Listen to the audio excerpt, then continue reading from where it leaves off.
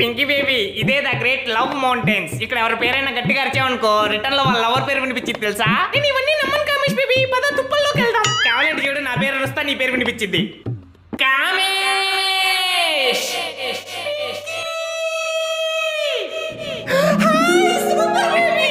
చెప్పానా? ఇప్పుడు నా పేరు వస్తా, నీ పేరు వినిపించింది.